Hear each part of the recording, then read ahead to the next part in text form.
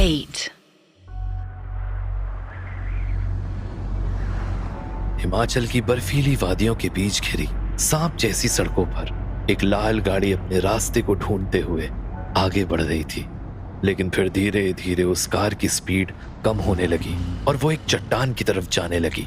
वो इतनी बड़ी चट्टान थी कि अगर उससे वो कार टकराएगी तो कार पूरी तरह तबाह हो जाएगी।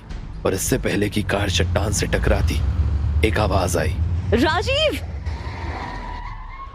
आयशा की आवाज सुनकर राजीव ने तुरंत आंखें खोली और ब्रेक लगाए। ब्रेक लगने से अचानक जो झटका लगा उसके कारण आयशा और पीछे बैठे हुए प्रिया और ऋषि दोनों आगे की ओर झुक गए। तब आयशा ने गुस्से से राजीव की ओर देखा। तुम्हारा दिमाग तो नहीं खराब हो गया राजीव? हम सबको मारने निकले हो क्या? आंखें खोल कर गाड़ी चलाओ। प्लीज यार आयशा, मुझे ज्ञान मत बांटो। 18 घंटे से गाड़ी चला रहा हूं मैं। नींद से आंखें बंद नहीं होंगी तो क्या होगा? थोड़ा सोच समझकर बोला करो। सोच समझकर तो तुम्हें गाड़ी चलानी चाहिए। आयशा की बात सुनकर राजीव को बहुत गुस्सा आया, लेकिन इसके पहले वो कुछ कहता, प्रिया ने अपनी बात आगे रख दी। डैड, हमें कितना टाइम और लगेगा? मैं बहुत ही बोर हो रही हूँ। बस थोड़ी देर और प्रिया, हम कुछ ही देर में वहां पहुंच जाएंगे। पर हम जा कर रहे हैं, आप ये तो बता ही नहीं रहे हैं। तुम्हें जल्दी पता चल जाएगा ऋषि, बस थोड़ी देर और ऐसे ही बैठे रहो। इतना कहकर राजीव ने फिर से गाड़ी चलाना शुरू कर दिया। धीरे धीरे करके गाड़ी आगे बढ़ रही थी और उसके साथ ही सूरज भी ढल रहा था और वादियों की ठंडी हवा भी बढ़ रही थी। कार में राजीव के अलावा सबको ठंड लग रही थी, पर कोई भी कुछ बोलने को तैयार नहीं था। वहीं राजीव बस रोड पर फोकस था, लेकिन वो थोड़ा कंफ्यूज्ड भी था। होना तो यही चाहिए, रास्ता भी मैंने सही लिया है, कहाँ गया?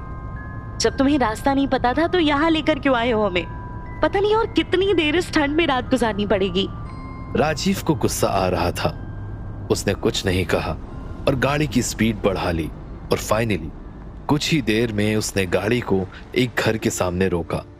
गाड़ी रुकते ही आयशा और उसके 2 बच्चे प्रिया और ऋषि गाड़ी से बाहर निकलते हैं। उस घर की सारी लाइट्स बंद थी, पेंट उखड़ा हुआ था और विंडोज में कांच भी नहीं थे। ऐसा लग रहा था जैसे वो बहुत सालों से बंद हैं। डैड, ये प्लेस तो बहुत ही हॉन्टेड लग रही है। आप श्योर तो है ना हम सही जगह आए हैं? हाँ प्रिया बेटा, बिल्कुल सही लोकेशन है। तुम अपनी माँ के साथ अंदर जाओ, मैं लगेज लेकर आता हूँ। राजीव की बात सुनकर आयशा, प्रिया और ऋषि अंदर चले गए। अंदर फर्नीचर अपनी जगह पर रखा था, लेकिन वो भी घर की तरह ही पुराना था। तब ऋषि ने बिना किसी इंतजार के टीवी ऑन कर ली और अलग अलग चैनल्स स्विच करने लगा।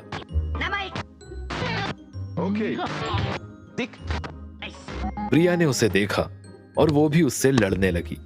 उन दोनों की लड़ाई खत्म करने की आयशा की इच्छा नहीं थी, इसलिए वो घर के अंदर चली गई और उसे एक्सप्लोर करने लगी। लेकिन अगले ही पल वो गुस्से से बाहर आई और तब उसने देखा कि राजीव हाथ में लगेज लेकर आ गया था। राजीव, क्या है ये जगह? विंडो के कांच टूटे हैं, थोड़ी हवा अंदर आ रही है, हीटर काम नहीं कर रहा, किचन में गर्म पानी नहीं है, गीजर भी चालू नहीं है। ये तो किसी जेल से भी खराब जगह है। राजीव को आयशा की बातें आज बहुत ही ज्यादा कड़वी लग रही थीं, लेकिन वो उससे कुछ कह नहीं पा रहा था। वो जब इस सफर पर अपने परिवार को लेकर निकला था तो शायद उसने सबसे बड़ी भूल कर दी थी, क्योंकि वो पूरे दिन से आयशा के सवालों से परेशान हो गया था। तब राजीव अपना गुस्सा बाहर निकालने को तैयार था, लेकिन इतनी ही देर में प्रिया ने एक न्यूज चैनल ऑन कर दिया था और उसकी आवाज बढ़ा दी थी। जी हाँ, बिल्कुल सही सुना आपने। देश में एक और फाइनेंशियल स्कैम। आखिर क्यों होते हैं ये स्कैम और कितनी बार होंगे, शायद इसका हमें कोई अंदाजा नहीं है, लेकिन सबकी कहानी हमेशा एक ही रहती है। एक आदमी, बहुत सारे पैसे और फिर सब कुछ गायब। इस बार की कहानी भी यही है, बस देश में जगह बदली है।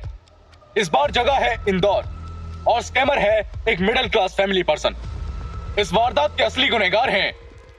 लेकिन इसके पहले कि वो एंकर अपनी बात कंप्लीट करता, राजीव आगे बढ़ा और उसने तुरंत ही टीवी बंद कर दी। सब इस चीज को देखकर हैरान थे और तब आयशा ने देखा कि राजीव का माथा पसीने में भीग गया है। Priya, Rishi, it's time to go to bed. Dress change करो और नए कमरे में सो जाओ, अभी के अभी। राजीव के उस स्ट्रेंज बिहेवियर को देखकर ऋषि और प्रिया बिना कुछ कहे ही वहां से उठे और अपने कमरे की तरफ चले गए। तब आयशा ने राजीव को गुस्से से देखा और बिना कुछ बोले वो भी अंदर चली गई। आयशा बहुत गुस्से में थी। उसने दरवाजे के सामने लगे आईने में खुद को देखा और सोचने लगी। आयशा वो दिन याद करने लगी जब वो पहली बार राजीव से कॉलेज के फेस्ट में मिली थी। राजीव का लंबा कद और भूरी आंखों की कॉलेज की कई लड़कियां दीवानी थीं, लेकिन राजीव को सिर्फ आयशा पसंद थी। आयशा को पहली नजर में राजीव ने पसंद कर लिया था। आयशा का दूध जैसा गोरा बदन, लंबे बाल उसकी खूबसूरती को चार चांद लगाते थे। आयशा को अच्छी तरह से पता था कि उसका पति राजीव कॉलेज के दिनों से उसे कितना प्यार करता था। आयशा के खूबसूरत चेहरे पर जाने कितने लोग मरते थे, लेकिन आयशा ने राजीव को चुना था क्योंकि राजीव काफी शांत और इंटेलिजेंट था। उसमें एक परिवार को संभालने वाले सारे गुण थे। फिर आज राजीव क्यों ऐसे हरकत करने लगा था? आयशा की आंखों में कई सवाल आने लगे थे। आयशा ने इसी सोच में अपने कपड़े चेंज किए और सो गई। वहीं बाहर राजीव सोफे पर बैठा बैठा बंद टीवी को घूर रहा था। राजीव की गहरी भूरी आंखों में कई बातें चल रही थीं। राजीव नहीं चाहता था कि वो अतीत की उस बात को दोहराए। सोचते सोचते उसे कब नींद आ गई उसे पता ही नहीं चला। पर रात में जब जब हवा के ठंडे झोंके ने उसे छुआ, तब वो बस करवट बदलकर ठंड को रोकने की कोशिश करने लगा, पर ऐसा हो नहीं पाया। जब राजीव सुबह उठा तब उसे हल्की सर्दी हो गई थी, पर उस सर्दी में भी उसका दिमाग काम कर रहा था। सोफे पर बैठकर वो कल रात के बारे में सोचने लगा और उसने सोचा कि कल रात को जो भी हुआ वो गलत था और उसे सब सही करना पड़ेगा। यही बात सोचकर वो अपनी जगह से उठने वाला था, लेकिन इतनी ही देर में आयशा वहां आ गई और राजीव के सामने चाय का कप रखकर चली गई। राजीव को दिख रहा था कि वो अभी भी गुस्सा है, इसलिए उसने कप को उठाया और चाय की चुस्की लेते हुए वो बाहर निकल गया।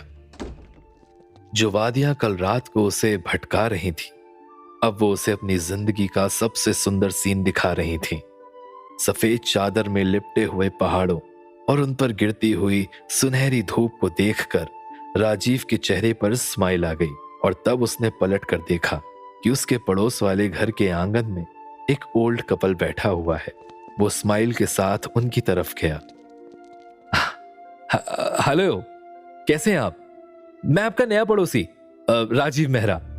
मैं कल रात ही अपनी फैमिली के साथ यहाँ आया हूँ। रुकिए, मैं अभी अपनी वाइफ को बुलाता हूँ। आयशा! राजीव इतना कहकर आयशा का इंतजार करने लगा, लेकिन इतनी ही देर में वहां बैठा हुआ बूढ़ा आदमी उठा और राजीव की तरफ आया।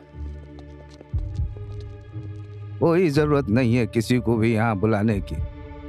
तुम अपनी लिमिट में रहो और अपनी फैमिली को भी लिमिट क्रॉस करने से रोक देना।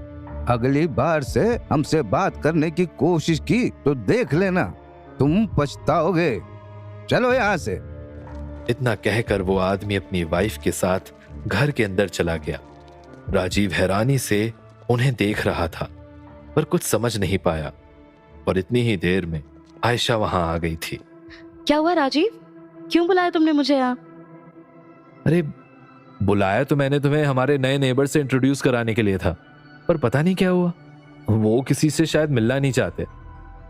आयशा भी अब कंफ्यूजन में उस घर की तरफ देख रही थी। तभी उनके घर के सामने एक पोस्टमैन साइकिल पर आया और वहां रुका। राजीव मेहरा आप ही हैं? आपके लिए एक लेटर आया है। मेरे लिए लेटर? लेकिन ये एड्रेस तो मैंने अभी तक किसी को भी नहीं दिया, फिर कैसे? लेकिन पोस्टमैन ने राजीव की बात का कोई जवाब नहीं दिया और उसे लेटर पकड़ाकर चला गया। तब राजीव ने उस लेटर को पढ़ा। Hello mister Rajeev Mehra, welcome to Himachal. मुझे उम्मीद है कि आपका सफर अच्छा बीता होगा और आपको यहाँ आने में कोई दिक्कत नहीं आई होगी। अब आप जरूर ये सोच रहे होंगे कि मैं कौन हूँ और मैंने आपको ये लेटर क्यों लिखा है। वेल, मैं आपको ज्यादा देर सस्पेंस में नहीं रखूंगा, लेकिन मुझे पता है कि आप यहाँ पर क्यों आए हैं। इंदौर की सारी खबरों के साथ मैं भी अपडेट रहता हूँ और आपसे पहले आपकी हिस्ट्री को मैंने अच्छे से स्टडी किया। उम्मीद है कि जब मैं आपसे मिलूंगा तो आप चीजों को और ज्यादा बिगाड़ने की कोशिश नहीं करेंगे और मुझे अपना दोस्ती समझेंगे। देखिए, आप बहुत समझदार हैं और मैं भी, इसलिए अच्छा होगा दो समझदार लोग अगर समझदारी भरी बातें करें तो।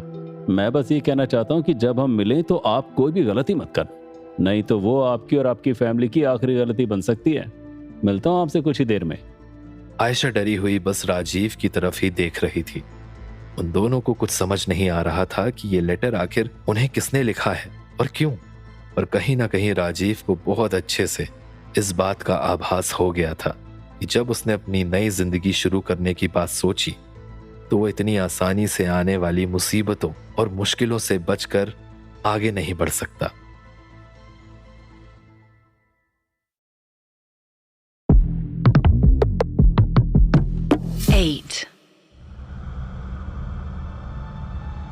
राजीव अभी भी उस लेटर के साथ वहां खड़ा हुआ अपने आप से सवाल कर रहा था। उसे कुछ समझ नहीं आ रहा था कि ये लेटर आखिर किसने उसे भेजा है, पर शायद उस सवाल का जवाब राजीव के मन में आ रहा था। तब उसने कुछ सोचा और वो जल्दी से अपने घर के अंदर चला गया। आयशा ने राजीव को देखा और वो भी उसके पीछे चल दी। राजीव अपने कमरे में गया और वहां पर रखे बैग के बीच कुछ ढूंढने लगा। आयशा उसे देखकर इस चीज को फिगर आउट नहीं कर पा रही थी कि आखिर वो करना क्या चाहता है। लेकिन तभी राजीव ने सूटकेस में से एक ब्लैक कलर का हैंडबैग निकाला और फिर जल्दी से उसका सारा सामान नीचे जमीन पर फैला दिया। आयशा ने देखा कि उस बैग में से कुछ डॉक्यूमेंट्स, एक नाइफ और एक हैंड पिस्टल गिरी, जिसे देखकर वो हैरान हो गई। ये सब क्या है राजीव? ये गन क्यों है तुम्हारे पास? क्या करने की तैयारी कर रहे हो तुम? चुप रहो, मैं कुछ ढूंढ रहा हूं, राजीव ने चिढ़कर कहा और फिर वो उन डॉक्यूमेंट्स में कुछ ढूंढने लगा। फिर उन डॉक्यूमेंट्स में से कुछ पेपर उठाए और वो कमरे से बाहर जाने लगा। लेकिन तभी आयशा ने अपना हाथ स्ट्रेच करके उसे रोक लिया। कहाँ जा रहे हो तुम? कुछ पूछा है मैंने तुमसे, मुझे जवाब दो। वो गन अभी भी जमीन पर पड़ी है। अगर प्रिया या ऋषि आ गए और उन्होंने देख ली तो क्या जवाब दोगे तुम? बोल देना कि खेलने की बंदूक है, अब हटो मेरे रास्ते से। आखिर तुम्हारी प्रॉब्लम क्या है यार? क्यों तुम मुझे कभी भी एक प्रॉपर जवाब नहीं देते हो? यहाँ हम क्यों आए हैं? क्यों ऐसी जगह आने का फैसला तुमने एक ही दिन में ले लिया? अब तुम जॉब के लिए क्या करोगे? और ये गन तुम्हारे पास क्यों है? ये सब बातें कब बताओगे मुझे? जब मुझे टाइम मिलेगा।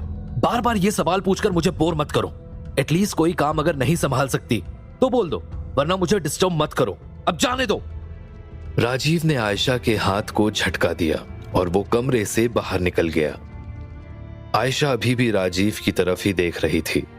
ये वो राजीव नहीं था जिसे वो जानती थी। थोड़े टाइम पहले से ही वो बदला बदला लग रहा है। पर ऐसा क्यों? इस सवाल का जवाब बस राजीव ही दे सकता था। पर अभी राजीव सिर्फ एक ही चीज पर फोकस्ड था, उस लेटर के ओनर के बारे में पता करना। वो कमरे से निकलकर डायरेक्ट अपनी कार में गया और उसे लॉक कर लिया। वहां बैठकर उसने उन डॉक्यूमेंट्स को खोला जिनमें इसी तरह के और भी हैंड रिटन लेटर्स थे। राजीव अपने लेटर को उन सब से कंपेयर करने लगा।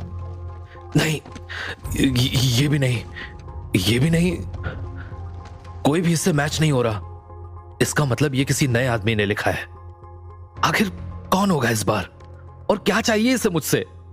उन लेटर्स के बारे में सोच सोचकर राजीव परेशान हो गया और पिछले 10 साल में उसकी जिंदगी में आए उतार चढ़ाव के बारे में सोचने लगा। राजीव का वही रोज का एक जैसा रूटीन, उठना, बैंक जाना, काम करना, घर आना और इसे ही रिपीट करना। उसे ऐसा लगने लगा जैसे जिंदगी का पूरा रोमांच ही खत्म हो गया है। लेकिन तब आयशा ने बताया कि वो प्रेग्नेंट है और टेस्ट में आया कि वो ट्विंस हैं। राजीव खुश हुआ क्योंकि तब थोड़ी एक्साइटमेंट उसे अपने बच्चों से मिलने की थी। पर फिर जब ऋषि और प्रिया पैदा हुए तो पता चला कि ऋषि के राइट लेग में प्रॉब्लम है और वो ढंग से चल नहीं सकता। पहले राजीव मानता नहीं था, लेकिन ऐसा सच में होता है कि माँ बाप अपने बच्चों से हर कंडीशन में प्यार करते हैं और राजीव ने भी ऋषि को कभी कोई कमी महसूस नहीं होने दी। टाइम बीता, बच्चे बड़े हो गए। आयशा और राजीव के रिलेशन ऊपर नीचे होने लगे। और इसी बीच उसे अपनी बीमारी के बारे में पता चला।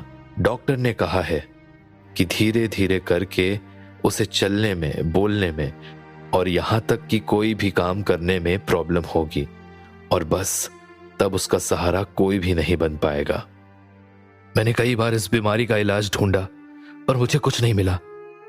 हर जगह बस एक डिसअपॉइंटमेंट मिला और धीरे धीरे करके मेरे सारे पैसे खत्म हो रहे थे। लेकिन फिर मैंने उन लोगों के सामने हाथ फैलाए जो कभी मुझे अपना दोस्त कहते थे, और इसलिए उन्होंने मुझे उधार दे भी दिए। पर मेरे बाद मेरे परिवार का क्या होगा? आखिर कौन संभालेगा इन सबको? जब ये सवाल सताने लगा तो मैंने सोच लिया कि मैं अब किसी भी हद तक जाने के लिए तैयार हूं और मुझे किसी से भी कोई फर्क नहीं पड़ता, चाहे मैं मर ही क्यों ना जाऊं, लेकिन अपने परिवार पर आंच नहीं आने दूंगा और उनका फ्यूचर सिक्योर करके ही जाऊंगा। राजीव के चेहरे पर एक स्माइल थी जो उसके डेडिकेशन को बता रही थी। वो अपने परिवार के लिए हर हद पार कर सकता था और ये बात उसे पूरी दुनिया को बतानी थी। तब वो सामने की तरफ देखने लगा और उसने देखा कि वहां एक आदमी खड़ा है जो लगातार उसके घर की तरफ ही देख रहा था।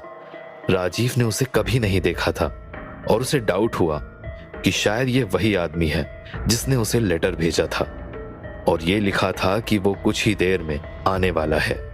तब राजीव के चेहरे पर से स्माइल गायब हो गई और उसने नए लेटर के अलावा सारे लेटर्स को कार के कबर्ड में रखा और बाहर निकल गया। उस आदमी ने राजीव को अपनी ओर आता हुआ नहीं देखा, लेकिन राजीव ने जाते हुए ही उसकी कॉलर पकड़ ली। कौन है तू? क्या चाहिए तुझे मुझसे और मेरे परिवार से? ये लेटर क्यों भेजा तूने? अपने आप को ज्यादा होशियार मत समझ, मुझे जानता नहीं है तू, मैं बहुत खतरनाक आदमी हूं। ये लेटर से डरने वालों में से मत समझना मुझे। तेरे जैसे कितने आए और कितने गए, सबको मैंने अकेले ही संभाला है। अच्छा, अकेले ही संभालना है? तो फिर इंदौर से भागकर यहां पर क्यों आए हो तुम? तब कहां गई थी तुम्हारी ये बहादुरी? या फिर ये बहादुरी बस यहां आने के बाद आई है? कैसे पता तुझे कि मैं इंदौर से भागकर आया हूं? मुझे बहुत सारी बातें पता है राजीव मेहरा की। तुम कौन सी बैंक में काम करते हो, कहां लंच करते हो, तुम्हारे बच्चे कहां पढ़ते थे, कौन उनकी टीचर थी, और तुम्हारी वाइफ आयशा की भी हिस्ट्री निकाल ली है मैंने। कहो तो वो भी बताऊं? उस आदमी की इन सारी बातों को सुनकर राजीव हैरान था और इसी हैरानी में उसने उस आदमी की कॉलर छोड़ दी। तब वो आदमी अपने कपड़े सही करके स्माइल के साथ बस राजीव को ही देखने लगा, जो डरा हुआ लग रहा था। क्या हो गया, डर गया? तू कोई इतनी बड़ी तोप नहीं है। जैसा तू दिखता है, तेरे जैसे मैंने बहुत देखे, रोज देखता हूं। बैठे रहते हैं मेरे सामने, रोते हैं, साहब हमने चोरी नहीं की, हमने मर्डर नहीं किया, और सबकी होशियारी एक बार में ही निकल जाती है। मर्डर? चोरी? आखिर हो कौन तुम? मैं हूं इंस्पेक्टर विजय दीक्षित। इंदौर से आया हूं सिर्फ तुम्हारे लिए। ये लेटर तुम्हें किसने लिखा और क्यों तुमने इतना ज्ञान मुझे बांट दिया, मुझे ये नहीं पता, पर इतना पता है कि तुम बहुत बड़े बेवकूफ हो। अगर कल गाड़ी चलाते वक्त तुम इस चीज पर ध्यान देते कि क्यों वो ब्लैक कार सिर्फ तुम्हारे पीछे ही आ रही है और क्यों वो सिर्फ वहीं रुक रही है जहां तुम रुक रहे हो, तो शायद तुम पहले ही मुझे देख चुके होते। पर तुम एक बेवकूफ हो और इस बात को अब मैं बहुत अच्छे से समझ गया। इतना कहकर इंस्पेक्टर विनय हंसने लगा और राजीव को अब चिंता होने लगी थी। एक पुलिस ऑफिसर का उसे फॉलो करना और यहां तक आना, यही शो करता है कि राजीव जिस चीज से भाग रहा था वो पॉसिबल नहीं है और जल्द ही उसे अरेस्ट करके जेल भेज देंगे। इस चीज को सोचकर राजीव घबरा गया। तब विनय ने उसे देखा। इतना मत डर, मैं अभी तुझे कुछ नहीं करूंगा, क्योंकि अभी मुझे तुझसे बहुत सारी बातें करनी है और ये जानना है कि बैंक मैनेजर के नाम पर जो तूने 4 करोड़ गायब किए हैं वो कहां हैं? कहीं वो तू अपने साथ यहां तो लेकर नहीं आ गया? अगर ये तू नहीं बताएगा तो मुझे मजबूरन तेरे परिवार से बात करनी पड़ेगी। हे, मेरी फैमिली से दूर रहना, तू समझा? तू मुझे अरेस्ट करने आया तो वो कर, लेकिन तुझे कभी यह नहीं पता चल पाएगा कि पैसे कहां हैं। मेरा परिवार इस बारे में कुछ नहीं जानता है, पर अगर तूने ज्यादा चालाकी दिखाकर उन्हें कुछ भी करने की कोशिश की तो बता रहा हूं, मुझसे बुरा कोई नहीं होगा। अच्छा, तुझसे बुरा कोई नहीं होगा। ये धमकी किसी और को देना। मैं एक पुलिस वाला हूं, अगर चाहूं तो यही चीजों को खत्म कर सकता हूं। विनय ने इतना कहकर अपने शर्ट के पीछे से अपनी रिवॉल्वर निकाल ली। राजीव उसे देखकर डर गया, पर फिर भी उसे अपनी हिम्मत और अपने इमोशंस को कंट्रोल करना था। उसे अच्छे से पता था कि अगर वो विनय के सामने अपने आप को वीक साबित कर देगा तो विनय उसका पूरा फायदा उठा लेगा और फिर राजीव अपने परिवार के लिए कुछ नहीं कर पाएगा। राजीव गुस्से और फ्रस्ट्रेशन से भर गया था और चाहता था कि अभी वो विनय को जान से मार दे, लेकिन इतनी ही देर में विनय ने अपनी गन उठाकर राजीव के सिर पर तान दी। राजीव अब बस विनय की आंखों में ही देख रहा था और इसलिए उसने ध्यान ही नहीं दिया था कि कब आयशा, प्रिया और ऋषि बाहर आ गए और उन दोनों को उस तरह देख रहे हैं।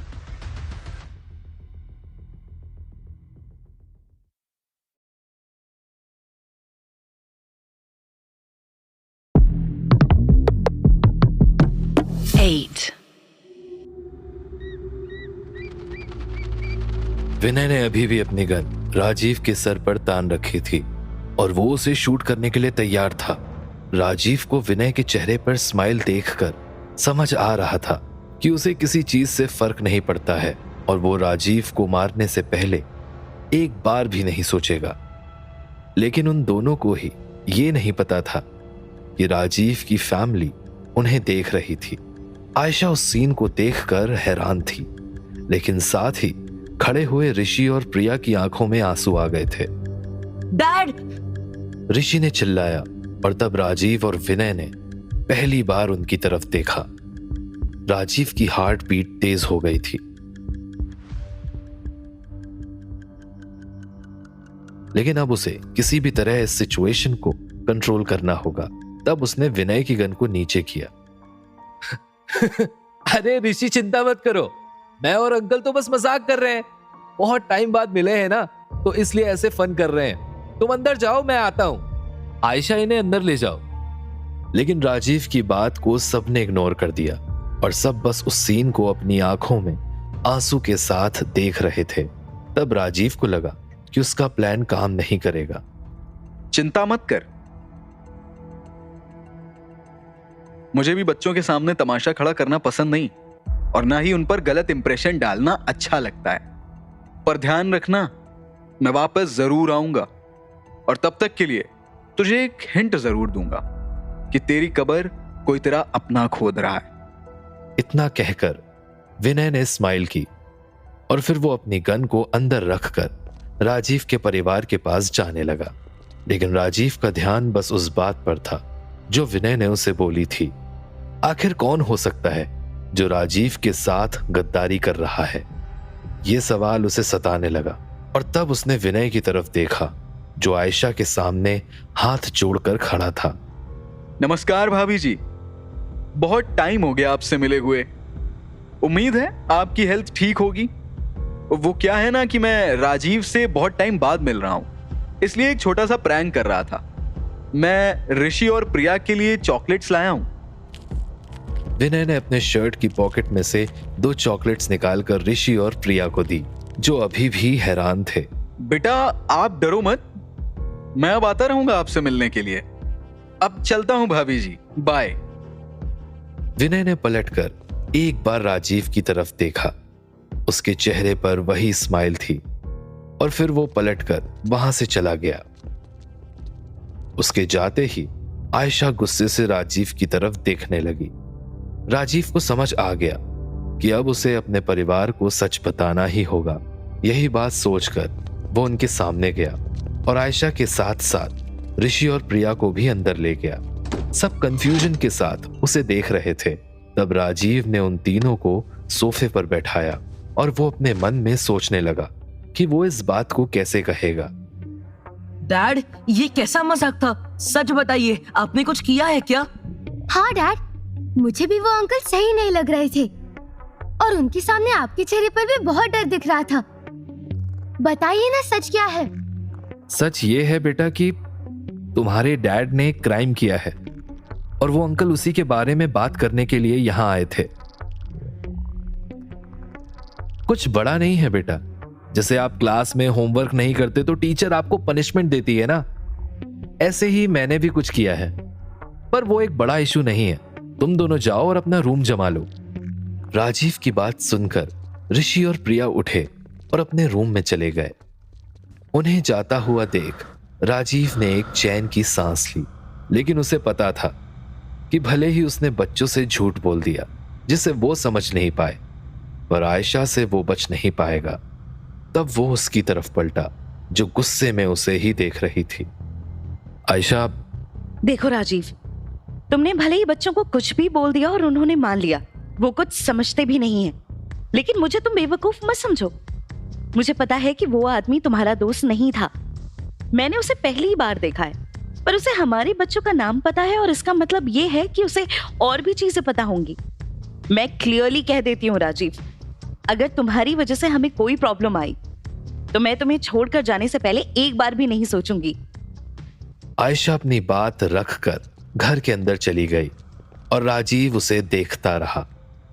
जब उसने आयशा से शादी की थी तो सोचा था कि वो हर टाइम पर उसका साथ देगी और उसकी बातों को समझेगी, लेकिन अब जब उसने उसे कुछ भी बोलने का मौका नहीं दिया तब राजीव को बहुत गुस्सा आया और वो घर से बाहर निकलकर कार में बैठ गया।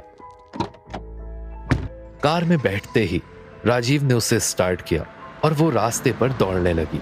राजीव को पता नहीं था कि वो कहां जा रहा है, लेकिन इस बात का गुस्सा कि उसके परिवार में उसका कोई साथ नहीं दे रहा और इस चीज की सोच कि आखिर विनय किसकी बात कर रहा था, ये उसके दिमाग को स्ट्रेस से भरने लगी।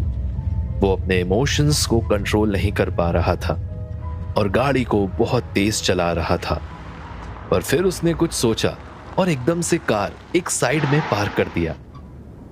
कार पार्क करके राजीव इन बातों को ही सोचने लगा और तब उसे समझ आया कि अपने स्ट्रेस को खत्म करने का एक ही तरीका है। उसने अपना फोन बंद करके स्टीयरिंग व्हील पर अपना सर टिका लिया। मैस्टरबेट करने के बाद भी उसे कुछ सल्यूशन नहीं दिखा कि वो क्या कर सकता है। उसका स्ट्रेस कम नहीं हुआ था, लेकिन उसका दिमाग काम करना शुरू कर गया था। तब उसे एकदम से कुछ ध्यान आया। उसने कार स्टार्ट की और फिर से अपने रास्ते पर निकल गया। अच्छा हुआ मैंने यहां से आने के पहले ही मीनाक्षी के बारे में सब पता कर लिया था। अब सिर्फ वही है जो मेरी मदद कर सकती है। राजीव के चेहरे पर स्माइल थी और तब उसने अपनी कार की स्पीड को और बढ़ा लिया और कुछ ही देर में वो ग्रैंड इमोशन होटल के सामने रुक गया। वो हिमाचल का सबसे बड़ा होटल था जिसकी मालिक थी मीनाक्षी सिंघानिया। मीनाक्षी देश की उन बड़ी हस्तियों में से थी जिसका आना जाना बड़े बड़े सेलिब्रिटीज, पॉलिटिशियंस और फॉरेनर्स के साथ लगा रहता था। हर कोई मीनाक्षी को जानता था, लेकिन मीनाक्षी का एक ऐसा सीक्रेट भी था जो सिर्फ राजीव को ही पता था। इस बात को अपने मन में रखकर वो कॉन्फिडेंस के साथ रिसेप्शन पर गया। Hello sir, how may I help you? मुझे मीनाक्षी सिंघानिया से मिलना है। सर, क्या आपकी अपॉइंटमेंट फिक्स्ड है? नहीं। ओह, आई एम सॉरी सर, बिना अपॉइंटमेंट के मैम आपसे नहीं मिल सकती। अच्छा, तो आप उन तक बस मेरा एक मैसेज पहुंचा दीजिए। उनसे कहिए कि मैं उनसे तोरुलिसा के बारे में बात करना चाहता हूँ। श्योर सर, आप बैठिए, I will call you whenever there is an update. Receptionist की बात सुनकर राजीव वेटिंग एरिया में रिलैक्स्ड होकर बैठ गया। तब उस रिसेप्शनिस्ट ने अपना फोन उठाकर मीनाक्षी की असिस्टेंट को राजीव का मैसेज पहुंचा दिया। राजीव इंतजार कर रहा था और तभी उसने देखा कि लिफ्ट में से 2 बॉडीगार्ड्स निकले और सीधा रिसेप्शन की तरफ गए और रिसेप्शनिस्ट ने राजीव की तरफ इशारा किया। तब वो बॉडीगार्ड्स राजीव के पास आए। सर, आपको हमारे साथ चलना पड़ेगा। It's an important matter. Rajeev ने बिल्कुल यही एक्सपेक्ट किया था, इसलिए वो आराम से उठा और उन बॉडीगार्ड्स के साथ लिफ्ट में चला गया। मीनाक्षी का ऑफिस टॉप फ्लोर पर था और जब लिफ्ट खुली तब बॉडीगार्ड्स ने राजीव को वहां छोड़ दिया और वो लिफ्ट में से वापस नीचे चले गए। राजीव ने आसपास देखा कि वो जगह किसी पेंट हाउस से कम नहीं थी और उसकी चमक से वो हैरान था। वहां देश के बड़े बड़े आर्टिस्टों की पेंटिंग्स लटकी हुई थी। एक बड़ा शैंडलियर था, कुछ स्कल्पचर रखे थे और पूरी जगह में गुलाब की खुशबू आ रही थी। इतनी चमक देखकर पागल मत हो जाना। राजीव ने देखा कि वहां से एक सुंदर सी लड़की आ रही थी जिसने एक ब्लैक ऑफिस सूट पहना था। वो दिखने में अपने 20s की दिख रही थी। वो पहचान गया कि यही मीनाक्षी है। उसके आते ही पेंट हाउस में बहुत ही चेंज आ गया और राजीव को लगा जैसे वो किसी अप्सरा को देख रहा है जो दिखने में बहुत हॉट थी।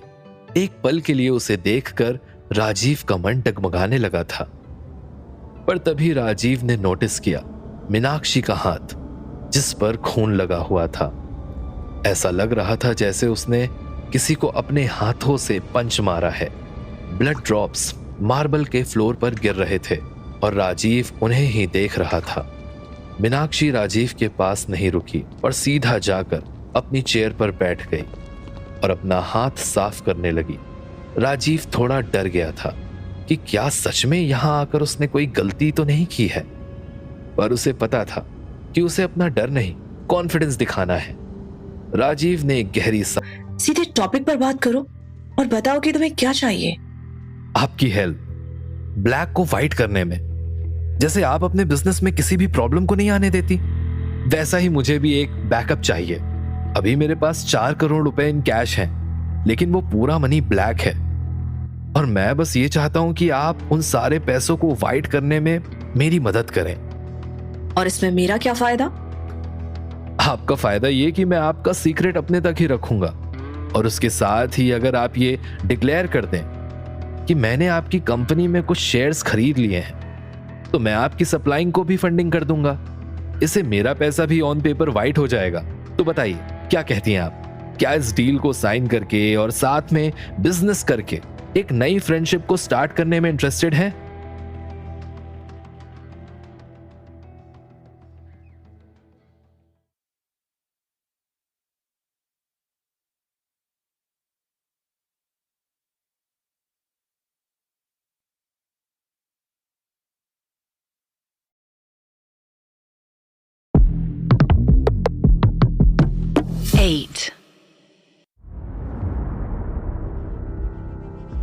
मीनाक्षी बस राजीव को ही घूर रही थी और उसे डराने की कोशिश कर रही थी, लेकिन उसे पता नहीं था कि राजीव उन लोगों में से नहीं है जो डर जाए।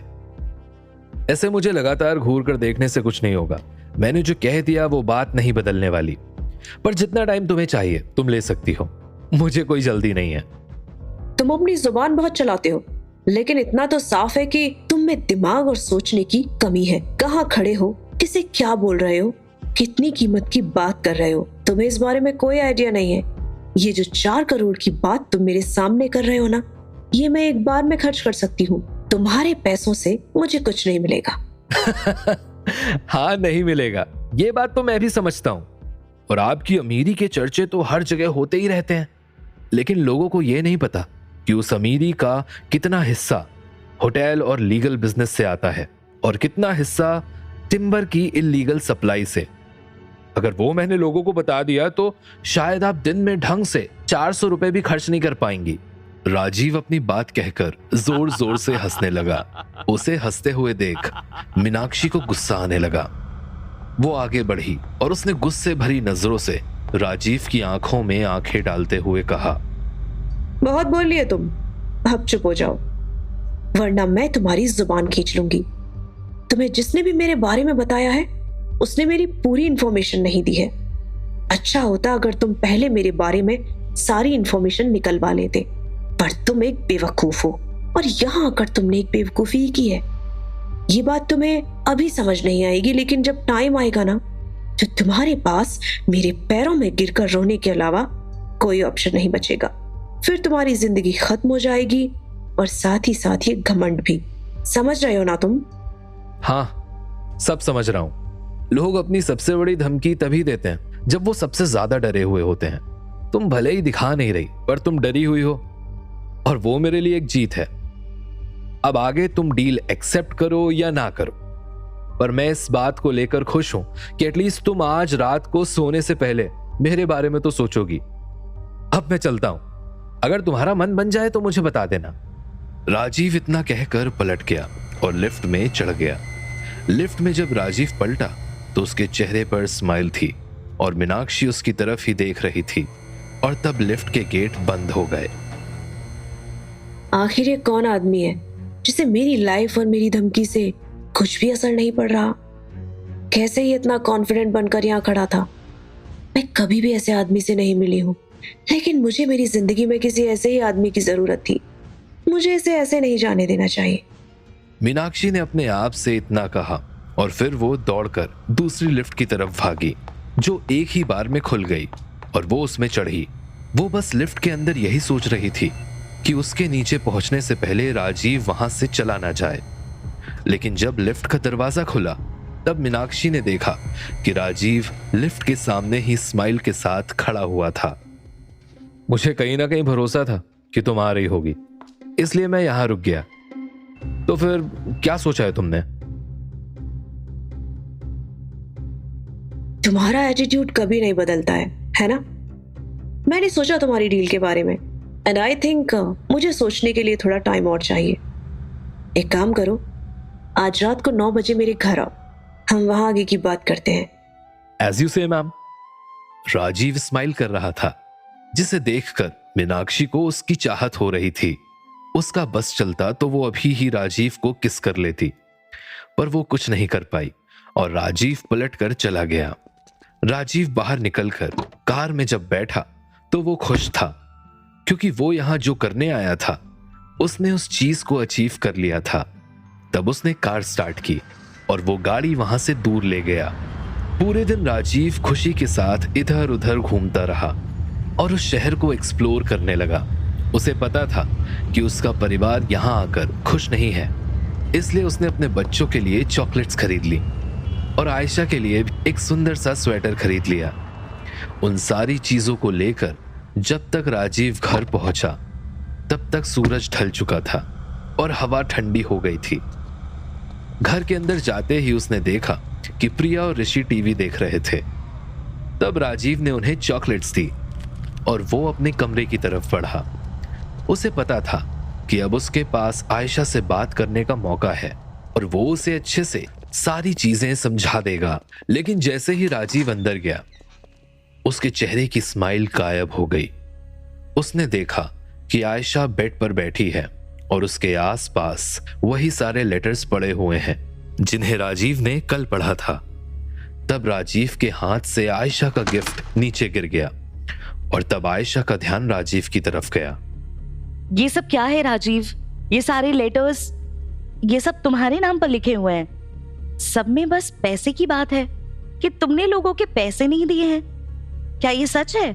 और क्या इसी वजह से हम इंदौर से भागकर यहाँ आए हैं? तुम जो भी सच मुझसे छुपा रहे हो तुम्हें मुझे अब बताना ही होगा, वरना मैं अपने बच्चों को लेकर वापस यहाँ से चली जाऊंगी। राजीव भले ही पूरे दिन से खुश था, लेकिन अब उसकी खुशी का कोई मतलब नहीं था। तब उसने अपनी खुशी को काबू में किया और वो लेटर्स को इकट्ठा करने लगा। तुम्हें कोई जरूरत नहीं थी इन लेटर्स को हाथ लगाने की। इन सारे लेटर्स में जितने भी पैसों की बात है वो सब मेरे पास है। लेकिन तुम्हें इतने पैसों की जरूरत क्या है? क्या तुम कुछ गलत काम करने लगे हो या फिर तुम्हें कोई बीमारी है? क्या इसलिए तुमने बैंक में से नौकरी छोड़ी है? हाँ आयशा, मैं गलत काम करता हूं। मैंने बैंक से इसलिए नौकरी छोड़ दी क्योंकि मैंने बैंक के पैसों को भी खाया है। और हाँ, मुझे एक ऐसी बीमारी है जिसका अभी तक कोई इलाज नहीं है। लेकिन इन सारे पैसों को मैं अपने लिए नहीं जमा कर रहा था। ये सारे पैसे मेरे बाद तुम्हारे, प्रिया और ऋषि के फ्यूचर को सिक्योर करने के लिए जरूरी है। मैंने ये सब सिर्फ तुम लोगों के लिए ही किया है और मैं बस यही चाहता हूं कि तुम इस काम में मेरा साथ दो। क्या तुम सच कह रहे हो राजीव? मुझे तुम्हारी बातों पर विश्वास नहीं हो रहा। बताओ मुझे कि तुम्हें ऐसी कौन सी बीमारी है और कितना टाइम है तुम्हारे पास? सिर्फ 2 साल। पार्किंसंस डिजीज में किसी के भी पास ज्यादा टाइम नहीं बचता है। बस धीरे धीरे करके मेरा पूरा नर्वस सिस्टम टूट जाएगा और मैं कुछ भी नहीं कर पाऊंगा। मैं तब के लिए तुम सबको तैयार करना चाहता था ताकि तुम लोग को कभी मेरी कमी महसूस नहीं हो। राजीव, तुम बहुत गलत सोच रहे हो। और तुमने जो किया है वो भी बहुत गलत था। भले ही तुम पूरी तरह से व्हील चेयर पर बैठ जाओ, लेकिन हम ये पैसे यूज नहीं कर सकते, ये हमारे नहीं है। आयशा की बात सुनकर राजीव को गुस्सा आने लगा। उसने सारे लेटर्स को बैग में वापस रखा और तब जोर से चिल्लाते हुए कहा, ये पैसे हमारे ही हैं आयशा, ये पैसे तुम सबके हैं। चाहे मुझे कुछ भी हो, मैं कभी भी तुम लोगों पर आंच नहीं आने दूंगा और तुम्हें कभी कोई परेशान नहीं करेगा। तुम ऐसे कब से हो गए राजीव? मैंने जिस आदमी से शादी की थी वो इतना रूड नहीं था। वो मेरे बारे में सोचता था और हमेशा लोगों के साथ अच्छे से रहता था। पर ये आदमी जो अब मेरे सामने खड़ा है वो राजीव नहीं हो सकता, क्योंकि राजीव हमेशा के लिए खो गया है। राजीव ने आयशा की बात का कोई जवाब नहीं दिया और तब उसने घड़ी की तरफ देखा। रात के 8:30 बज गए थे और अगर वो अभी निकलेगा तब जाकर मीनाक्षी के घर पहुंच पाएगा। ये बात सोचकर वो कमरे के बाहर जाने लगा। हाँ, चले जाओ राजीव। हर बार मेरे सवालों से भागकर तुम कहीं चले जाया करो, लेकिन ये चीज ध्यान रखना राजीव, अभी तो मैं तुमसे सवाल पूछ रही हूँ, किसी दिन तुम्हारे बच्चे भी पूछेंगे और उम्मीद है तुम उन्हें जवाब जरूर दोगे। पर राजीव चला गया और उसके जाते ही आयशा ने अपना फोन निकाला और एक नंबर डायल किया। तब सामने से किसी ने फोन उठाया और आयशा ने कहा, जैसा तुमने कहा था मैंने वैसा ही किया। राजीव ने मुझे उसके चक्कर में सब कुछ बता दिया। उसकी पूरी बात को मैंने रिकॉर्ड कर लिया है और अब उसका पूरा कन्फेशन हमारे पास है। हम चाहें तो उसे कभी भी उन सारे पैसों के लिए ब्लैकमेल कर सकते हैं। मैंने लेटर्स में लिखे हिसाब को कैलकुलेट किया तो ये सब टोटल 2 करोड़ है। इतने में हमारी जिंदगी बहुत ही आराम से कट सकती है और तब राजीव को समझ में आएगा कि उसने मुझसे ये सारी बातें छुपाकर कितनी बड़ी गलती की है। अभी वो कहीं गया है, तब तक मैं तुम्हारे पास आती हूँ, फिर तुम और मैं मिलकर आगे का प्लान बनाते हैं। मिलते हैं कुछ देर में। आयशा ने इतना कहकर फोन कट किया और स्माइल करते हुए वो बाहर निकल गई। उसका राज राजीव को नहीं पता था, लेकिन राजीव अभी इस चीज की चिंता में था कि अब वो क्या करेगा। वो जैसे जैसे आगे बढ़ रहा था वैसे वैसे उसकी फैमिली ही उसे पीछे खींच रही थी और वो ऐसा नहीं चाहता था। पर राजीव अपने रास्ते में आने वाली हर चीज के लिए तैयार था, क्योंकि यह बात उसके परिवार की थी। यही बात सोचते हुए बस गाड़ी चलाता रहा और सोचता रहा कि अब उसे कहां जाना चाहिए।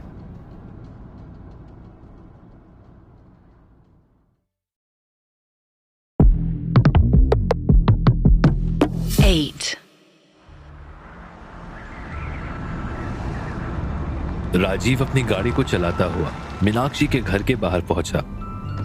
उसने देखा कि वो एक सफेद मार्बल से बना हुआ बंगलो था और रात की चांदनी में बहुत ही खूबसूरत लग रहा था। उसे देखकर राजीव को आयशा की याद नहीं आ रही थी, बल्कि वो बस उस सुंदरता में खोया हुआ था। तब वो आगे बढ़ा और वहां खड़े हुए सिक्योरिटी गार्ड्स ने उसे देखा। कहां जा रहा है? अपनी मैडम से बोलो राजीव मेहरा आया है, फिर तुम्हें पता चल जाएगा कि मैं कहां जा रहा हूं। राजीव ने कॉन्फिडेंस के साथ कहा और उसे देखकर गार्ड ने तुरंत ही इंटरकॉम चालू किया। मैडम, कोई राजीव मेहरा आए हैं। उन्हें बिना चेकिंग के अंदर भेज देना और उनकी कार भी अंदर ही पार्क कर देना। मीनाक्षी की बात सुनकर उस गार्ड ने राजीव से उसकी गाड़ी की चाबी ली और उसे वो बहुत दिनों से मिस कर रहा था। क्या सिर्फ तुम मुझे देखते ही रहोगे या अंदर भी आओगे? राजीव कुछ भी कहने की कंडीशन में नहीं था और जब मीनाक्षी को इस चीज के बारे में समझ आया तो उसने राजीव का हाथ पकड़ा और गेट लगाकर उसे अंदर ले जाने लगी। उसने उसे सोफे पर बैठाया और फिर जाकर म्यूजिक सिस्टम चालू कर दिया। उसके बाद वो किचन में गई और वहां से रेड वाइन और 2 ग्लास लेकर आई। उसने ग्लास को राजीव के सामने वाली टेबल पर रखा और फिर झुककर उसमें वाइन डालने लगी। राजीव अब सामने का नजारा देखकर दंग रह गया था। तब मीनाक्षी ने उसे वाइन ग्लास ऑफर किया और उसके पास बैठ गई। राजीव ने वाइन का एक सिप लिया। तो बताओ, क्या सोचते हो तुम? किस बारे में? किसके बारे में? हाँ? मतलब किसके बारे में सोचते हो तुम? नहीं, किसी के बारे में नहीं। मैं तो बस हमारी डील के बारे में सोच रहा था। ओह कम ऑन राजीव, इतनी जल्दी मूड खराब मत करो। रुको, मैं तुम्हारी मदद करती हूँ। मीनाक्षी ने इतना कहकर राजीव के हाथ में से वाइन का ग्लास लिया और दोनों ग्लास टेबल पर रख दिए। फिर वो राजीव के ऊपर बैठ गई और उसने अपना नाइट गाउन उतार दिया। राजीव बस उसे ही घूर कर देख रहा था और अपनी बॉडी से कंट्रोल खो चुका था। तब मीनाक्षी ने राजीव के हाथों को अपनी पीठ पर रख दिया। तुम दिखा नहीं रहे हो, बट आई कैन फील कि deep down you are ready, right? Rajeev कुछ कहता इसके पहले ही मीनाक्षी ने उसे किस करना स्टार्ट कर दिया। राजीव उसका साथ देने लगा, पर तभी उसे आयशा की याद आने लगी और उसे समझ आया कि वो किस काम के लिए यहाँ आया था। वो तुरंत ही दूर हटा और उसने मीनाक्षी को नीचे उतार दिया। मैं इसलिए यहाँ नहीं आया हूँ, मेरा टास्क कुछ और है and I just want to complete that. तुम बस ये बताओ कि हमारी डील ऑन है या नहीं। पहले तुम मेरे सवाल का जवाब दो। किसके बारे में सोचते हो तुम? अपनी फैमिली, मेरे बच्चे और मेरी वाइफ के बारे में, जिसे मैं किसी भी कंडीशन में धोखा नहीं दे सकता। मैं ये सब उनके लिए ही कर रहा हूँ और इसलिए ये सब गलत है। इस दुनिया में कुछ भी सही नहीं है राजीव, ये बात तुम जान लो। जब टाइम खराब आता है ना, तो लोग जिसको प्यार करते हैं उसे भी अपनी जिंदगी से निकालने के बारे में एक बार भी नहीं सोचते हैं। क्या ये गलत नहीं है? मुझे दुनिया से कुछ लेना देना नहीं है। मैं बस अपने परिवार और अपनी जिंदगी के बारे में सोचता हूँ और मुझे पता है कि क्या सही है और क्या गलत। और मैं पर राजीव अपनी बात कंप्लीट करता उसके पहले ही उसे ऐसा महसूस हुआ कि वो बेहोश हो रहा है और उसकी आंखें बंद होने लगी। इससे पहले कि वो कुछ समझता, वो नीचे गिर गया और आंखें बंद होने से पहले उसे बस मीनाक्षी अपने तरफ आते हुए दिख रही थी। जब सुबह राजीव उठा तो वो बेड में लेटा हुआ था, लेकिन वो उसका बेड नहीं था। उसने आसपास देख। Don't worry, and about our last deal, मैं वो एक्सेप्ट करती हूँ। आज शाम तक तुम अपने पैसे मेरे पास लेकर आ जाओ and I will work with that. Thank you for this. I think I should go. जाने से पहले एक बात और सुनो। मुझे पता है ये तुम अपनी फैमिली के लिए कर रहे हो और इसीलिए तुम इंदौर से यहाँ आए हो। कल ही मैंने तुम्हारी रिपोर्ट निकलवा ली थी, लेकिन मैं तुम्हें बस ये बताना चाहती हूँ कि तुम भले ही अपनी वाइफ को धोखा नहीं दे सकते, but she is cheating on you and this is a fact. Meenakshi की आंखों में डेडिकेशन दिख रहा था और राजीव ने बिना कुछ कहे ही वहां से जाने के बारे में सोचा। कार चलाते वक्त वो बस आयशा के बारे में ही सोच रहा था कि क्या ये सच है, बट उसे कहीं ना कहीं आयशा पर पहले से ही डाउट था। उसने कार की स्पीड तेज की और कुछ ही देर में वो घर के सामने पहुंच गया। वहां बहुत शांति थी। तब वो अंदर गया और उसने देखा कि टीवी के सामने कोई नहीं है, ना ही किचन में कोई था और पूरा घर खाली था। और राजीव को चिंता होने लगी कि सब लोग कहां गए। और तब वो अपने कमरे की तरफ गया और उसकी आंखें चौड़ी रह गईं। उसके कमरे में हर जगह नोट्स फैले हुए थे, 500 के, 200 के, बहुत सारे नोट्स। ये राजीव के पैसे थे, 4 करोड़ रुपए। और उन्हें देखकर राजीव को समझ आ गया कि किसी ने उसके सीक्रेट बैग को खोल लिया है। वो हैरानी से देख रहा था कि तभी उसे अपने सिर के पीछे गन महसूस हुई और फिर विनय की आवाज आई। तुम्हारा गेम अब खत्म हो गया है राजीव, मैंने तुम्हारा सीक्रेट जान लिया है। तुम फिर यहाँ क्यों आ गए? तुम्हारी धमकी का मुझ पर कोई असर नहीं होने वाला। ये मेरा घर है और ये मेरे पैसे हैं। ये घर भले ही तुम्हारा है, लेकिन ये पैसे तुम्हारे नहीं हैं। ये पैसे हैं उन लोगों के जिन्होंने तुम्हें उधार दिए थे, और उस बैंक के जहां तुमने दूसरे लोगों के नाम से लोन सैंक्शन किया था और सारे पैसे अपने पास रख लिए। मुझे सब पता है। सीधे मुद्दे की बात करो, तुम्हें क्या चाहिए ये बताओ। वही जो तुम्हें चाहिए, एक सिक्योर फ्यूचर। मुझे बस तुम्हारी इस अमानत का 10% चाहिए और फिर मैं इंदौर चला जाऊंगा और क्लेम कर दूंगा कि मुझे कभी मिले ही नहीं। तो बताओ क्या कहोगे तुम? मुझे पहले दिन से ही पता था कि तुम ऐसी कोई सी बात करोगे। ठीक है, मैं तैयार हूं तुम्हें 10% देने के लिए और मैं तुम्हें 5% और दूंगा अगर तुम यहां से जाने के पहले एक मदद करोगे तो। कैसी मदद? वो सही टाइम आने पर तुम्हें पता चल जाएगा। बस तुम ध्यान रखना कि मेरे काम में कोई देरी ना हो। ठीक है पार्टनर। विनय ने इतना कहा और स्माइल करके राजीव से हाथ मिलाया और राजीव भी स्माइल करके उसकी तरफ देखने लगा। फिर विनय वहां से चला गया और राजीव अपने सारे पैसों को वापस उनकी जगह पर छुपा कर रखने लगा, जिसमें से 2 करोड़ उसने एक अलग सूटकेस में पैक कर लिए जो उसे मीनाक्षी को देने थे।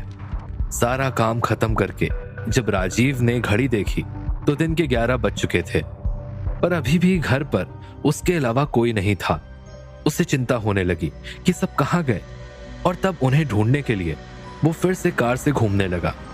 वो हर जगह बस अपनी फैमिली को देखने की कोशिश कर रहा था। उसकी चिंता बढ़ रही थी और उसे कुछ समझ नहीं आ रहा था। लेकिन तभी उसने देखा कि उसे एक पार्क में आयशा जैसी एक लेडी दिखी। उसने जल्दी से गाड़ी रोकी और वो बाहर निकला और वहां उसने देखा कि आयशा किसी आदमी से गले लग रही थी और रोमांटिकली उसे टच कर रही थी।